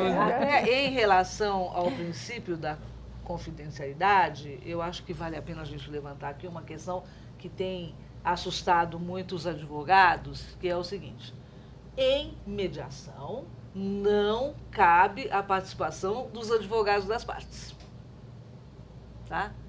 Porque mediação é confidencial entre os mediandos, né? E aí tem advogado que adora ir e fala, não, quero ir para vigiar, para fazer, ou até para proteger o seu mercado. Entendi. Sabe? Isso é um ponto polêmico. Então, isso tem sido, às vezes, os advogados não deixam fluir uma mediação, né, porque se sentem ameaçados. Né? Mas acho que uma coisa que o Código também caminhou bem, eu posso falar porque eu fiz conciliações e às vezes uma parte tinha advogado, a outra parte não tinha. E aí a parte que tinha ficava com menos voz até do que a outra. Porque o advogado, é claro, ele está exercendo o seu papel e ele precisa fazer a função dele. Então é claro que ele precisa né, Pois desenvolveu. é, mas olha, eu acho que na conciliação cabe advogado. Então, e na conciliação agora ele na ajustou, mediação é que eu acho. ele ajustou, o código ajustou bem essa questão. Que agora, o que é juizado especial, pode sim. O que não, não pode. E quem está com o advogado, se a outra parte não tiver, ela tem que ter. Vai nomear, Então, né? se ela não tiver condição, defensoria pública. Mas pelo menos eu acredito que alinhou. Então, Ai, esse problema professora, agora a gente não vai ter mais. Professora, mas eu vou ter que discordar da senhora nesse ponto, porque eu acho tão importante a participação do advogado, eu acho que ele pode Na sim... mediação? Mesmo na mediação, eu acho que ele pode sim contribuir, a questão é uma postura diferenciada. O advogado que vai à mediação não é o advogado litigante do processo judicial. O advogado que vai à mediação é um advogado que tem que ter um treinamento específico para ser advogado na mediação. E na medida de sua atuação, ele não impedir nem atrapalhar a participação das partes, mas me parece muito importante, porque tem determinados tipos de conflito em que a parte sem a presença do advogado se sente, na verdade, muito vitimizada, muito o vulnerável. mediador, quando surge quando eu sou mediadora privada, né? Só atuo como mediadora privada. Né, com remuneração. Que fique claro. Que fique claro. Que é de graça só 0800 então, normalmente, eu chamo os advogados das partes, explico o que é que vai acontecer, né, e digo que vou remeter as partes aos advogados quando me fizerem perguntas jurídicas, porque embora eu seja advogada, eu, enquanto mediadora, não posso responder. Perfeito. Nem que seja uma mera informação. Mas isso é maravilhoso. Mas, doutora Águida, a senhora também é maravilhosa. Né? Agora, imagina no âmbito do judiciário. As mediações e conciliações que são feitas no âmbito do judiciário. Mas, olha, nós vamos ter que educar, né? Sim. Ainda bem que somos todas professoras, né? Nós vamos ter que educar. Né? Aí o código colocou para mediar. Também. Mas o código já coloca cada um no seu quadrado. E fica bom! Porque tem mediador no judiciário que ele quer dar um pitaco no direito, mas né? aí não é mediador, né? Então, é pseudo. Pois é, esse é que é o problema, né? Então precisa ter uma formação, o quê? Interdisciplinar, né?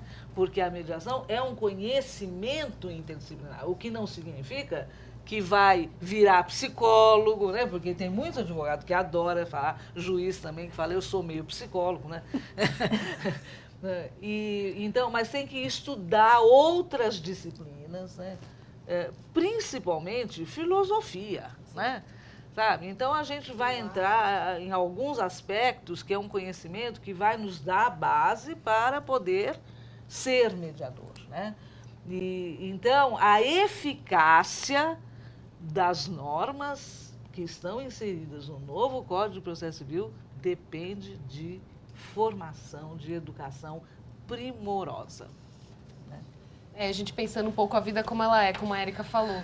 Infelizmente, acho que a gente não vai ter nem o tempo das mediações para fazer essa forma artesanal, como a senhora falou. E no tempo provido para isso, o mediador vai ter que contar com os advogados lá para que essa informação seja colocada na hora.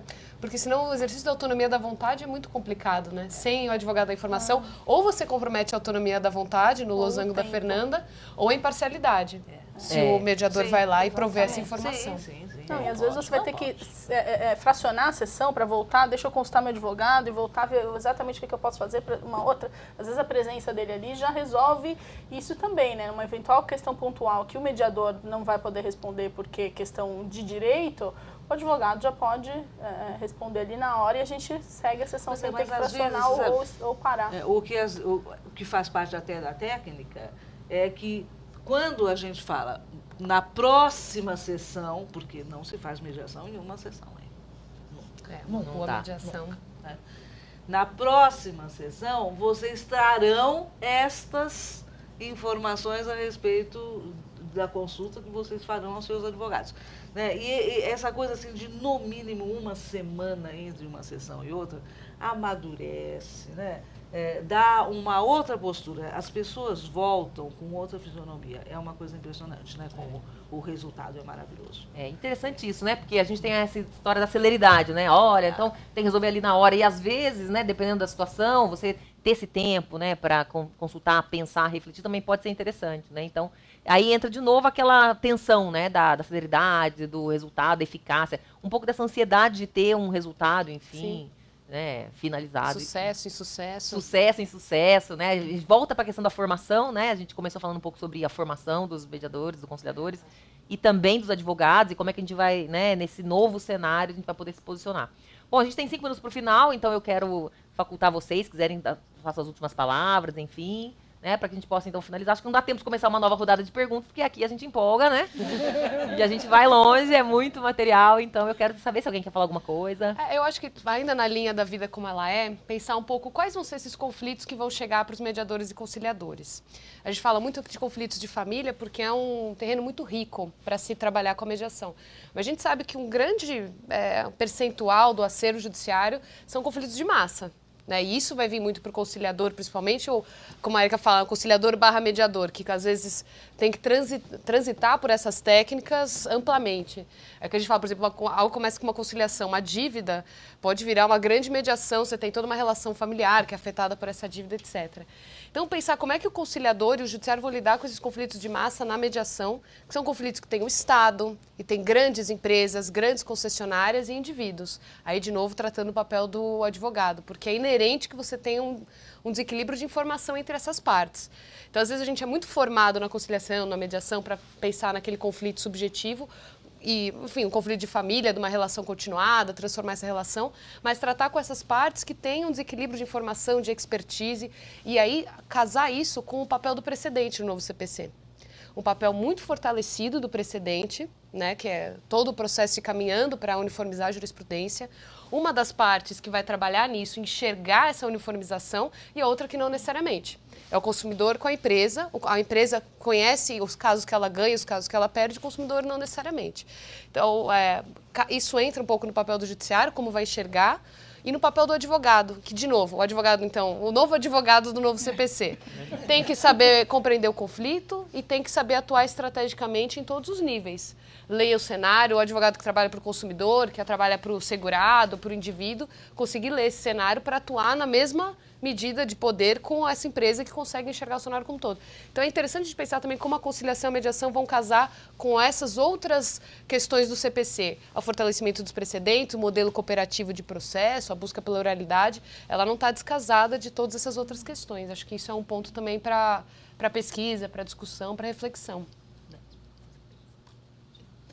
Na verdade, como palavra final, eu gostaria de dizer só que às vezes eu dou um tom muito assertivo nessa questão da audiência do 334 e outro dia me perguntaram, mas você não é favorável? Você não gosta da mediação? Você não quer que tenha? Não, eu quero, eu sou favorável, eu acho ótimo, acho que incentivo é super bem-vindo, mas incentivo é bem-vindo quando bem feito, né? Então, a nota final, para terminar com uma nota positiva, que bom que o novo CPC jogou uma luz na mediação e trouxe agora uma obrigatoriedade de todo mundo estudar, ainda que seja um pouquinho, né? E trouxe para o cenário. E que bom que a gente vai poder desenvolver isso, mas que isso seja feito de forma correta para a gente ter, na verdade, uma boa utilização. E vamos voltar a falar disso daqui a alguns anos, quando a gente tiver números, né, percentuais de se a audiência está ocorrendo mesmo, está sendo bem feita, se está chegando a algum resultado proveitoso ou não, etc. A gente vai poder conversar mais sobre isso e ver se essa implementação efetivamente na prática se deu como o legislador imaginou, né? Eu, aproveitando também as palavras da Ana, né, eu falo que eu costumo falar isso, né, o grande prestígio que a mediação recebe neste momento ao ser inserida no Código de Processo Civil. Né? Às vezes, logicamente, eu sou muito crítica, né, mas eu acho assim, né, há 25 anos começou a se esboçar um alinhavo da mediação no Brasil.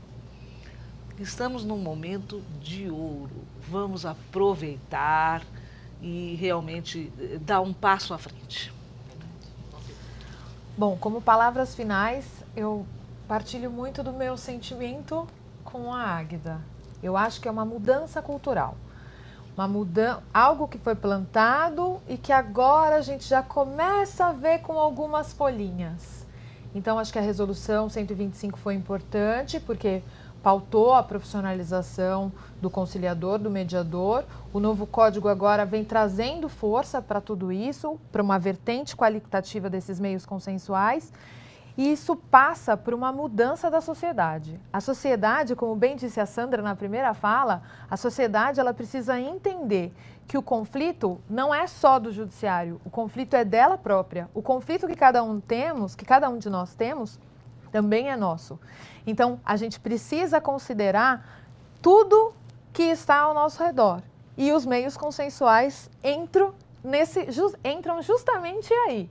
Então, eu acredito que a gente está num bom momento, mas que a gente só vai colher esses frutos bem lá na frente. Isso passa por uma mudança do advogado, uma mudança da sociedade e uma mudança de cada um.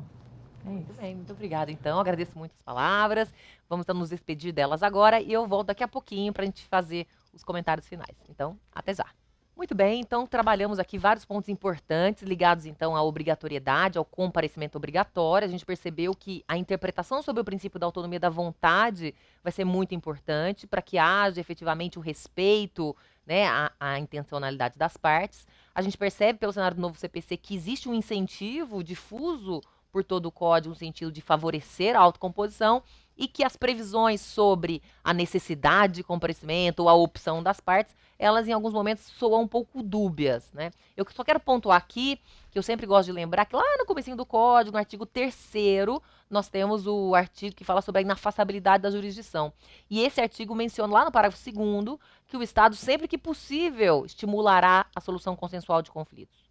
Eu gosto dessa expressão sempre que possível, porque ela deve ser para nós aqui um instrumento importante para gerar um filtro adequado das causas. Então, esse sempre que possível, podem ter certeza, eu vou utilizar bastante junto ao meu cliente, nessa escuta qualificada, para fundamentar por que eu quero ou por que eu não quero, né? Eu, na verdade, dando voz ao meu cliente, né? Mas por que o meu cliente quer ou não quer a sessão de autocomposição? Quando eu for fazer lá na petição inicial a minha indicação, no artigo 319, né, tem lá um inciso que vai dizer, a parte tem que informar na petição inicial se a opção ou não, se ela quer ou não.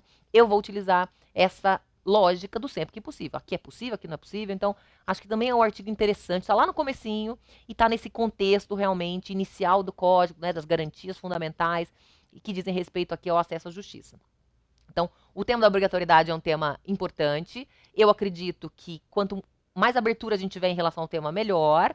A gente percebeu aqui, né, uma preocupação das estudiosas, das aplicadoras, em relação ao respeito à vontade das partes, que afinal, a gente conversou sobre isso, está na base realmente, né, um fator e um vetor essencial para os meios consensuais, mas também a gente começou a falar um pouco sobre as técnicas, né, como é importante contar também com abertura ao permitir que o seu cliente, e você como advogado, se for participar junto com ele, seja permeável às técnicas. Comentamos então, né, resistências anteriores em relação a pessoas que já negociaram e que não há nenhuma contribuição que esse terceiro facilitador possa aportar em relação àquele diálogo. Quando, na verdade, existem técnicas, existem princípios que vão favorecer essa comunicação, mas desde que as pessoas estejam, claro, abertas, né, a se permitir essa possibilidade. Então, é muito importante pensar nisso, né, que já que nós vamos contar com essa oportunidade consensual obrigatória, que a gente prepare o cliente para essa sessão consensual. Então, olha, até a professora Águida disse em um certo momento, em algumas sessões eu nem sei dizer para o meu cliente, olha, sei lá o que vai acontecer nessa sessão, né? Claro que a gente não vai ter um script muito claro, mas dizer, olha, essa é uma sessão consensual, então provavelmente vai se falar em acordo, você já quer levar uma proposta, você não quer levar. Se a outra parte levar uma proposta, pode ser que o juiz olhe com bons olhos para essa pessoa, se for o juiz que vai fazer a conciliação. Ou mesmo esse conciliador, pode ser que ele, né, dê muita atenção para essa pessoa, porque ela está trazendo materiais. Então, será que é interessante a gente levar? Não é interessante? Quero conversar com você, quero que a gente alinhe uma estratégia porque me parece interessante esta constatação, né? Aprendi uma frase recentemente que me parece ótima. Se você não tem uma estratégia, você é parte da estratégia de alguém. Então, se você não tem uma estratégia de como abordar propostas, possivelmente a outra parte pode ter. E aí, né, o seu cliente acabar ficando enredado numa história, querendo mostrar serviço na hora. A gente, infelizmente, constata isso, que às vezes a pessoa ali no afã, né, da sessão acaba aderindo a algo sem a devida reflexão. Então, talvez cogitar um pouco sobre isso, né? Talvez pedir um tempo, falar, não, vamos pensar, vamos refletir melhor. Ele também quer participar dessa proposta, ele também quer aportar elementos. Então, preparar o cliente para isso. A sessão consensual, isso é interessante, eu quero deixar pontuado. Cada sessão consensual é única, né? Por mais que você tenha a técnica, o princípio, por que vai ser tão diferente cada encontro consensual? Porque nós temos o princípio da oralidade e nós temos participantes diferentes. Então, dependendo do tom que as pessoas dão a essa conversa, a forma, a ordem da comunicação, o teor do que é dito ali, a forma como esse tempo vai se desenvolver, tudo isso vai ser muito diferente. Então, por mais que a gente aprende isso fazendo mediação na prática, né? Cada mediação é uma história, né? O mediador, e a professora Agatha disse isso muito bem, né? Também reforçado pela Cissa, Maria Cecília, o mediador tem que estar preparado para ser abandonado, porque a participação do conciliador do mediador ela é episódica, e, na verdade ela é temporária, né? Ele vai ali funcionar como esse facilitador da comunicação, e as partes depois, né, espera-se, possam se habilitar e a ter outras conversas produtivas, inclusive com negociação dos seus advogados. Falamos então um pouco também sobre isso, a participação do advogado é muito importante, preparando o cliente. Houve aqui um ponto e um contraponto em relação à participação do advogado durante as sessões consensuais, né? A professora Águida mostrou aqui uma vertente do direito de família, em que, como as questões são muito íntimas, pode ser delicado, né, expor situações íntimas perante o advogado, então a confidencialidade também protegeria, né, as pessoas nessas suas crises internas, enfim. E aí a Ana Marcato fez um contraponto, dizendo, olha, mas tem um papel para o advogado, ele pode ser um bom assessor técnico, ele pode ajudar ali a responder, né? A Érica Barbosa também achou que pode ser interessante, né? A participação do conciliador, a Cecília também, eu também, pessoalmente, acho que é importante o advogado, mas claro, com uma atuação qualificada, quer dizer, ele não vai estar lá para sustentar oralmente, para coletar provas, ele tem que lembrar que ele está lá como um suporte para a parte que está conversando e que tem seu momento de falar, né? Destacamos muito isso, a importância da oralidade, como é rica essa oportunidade de falar e principalmente de ser escutado, né? Porque a gente fala da escutativa, uma das técnicas de mediação, né? Essa atenção, essa, vamos dizer, qualificada possibilidade, né? De contar aí com a participação das pessoas, né? E realmente ser escutada naquele momento, isso tem um poder em si, isso é muito importante, né? E nem sempre as pessoas conseguem sozinhas. Então, o mediador provê esta possibilidade, o que costuma ser também muito rico, né? Falamos, então, também da necessidade de um conhecimento ampliado por parte do mediador, porque, como se percebe, ele lida com valores sensíveis, né? Ele lida com valores muito importantes, né? Ligados aqui à autonomia das pessoas, à dignidade humana, ligados à imparcialidade, né? Como é que ele vai trabalhar essa comunicação. Então, falamos até de filosofia, de autoconhecimento, porque o mediador realmente precisa tá bem preparado para isso.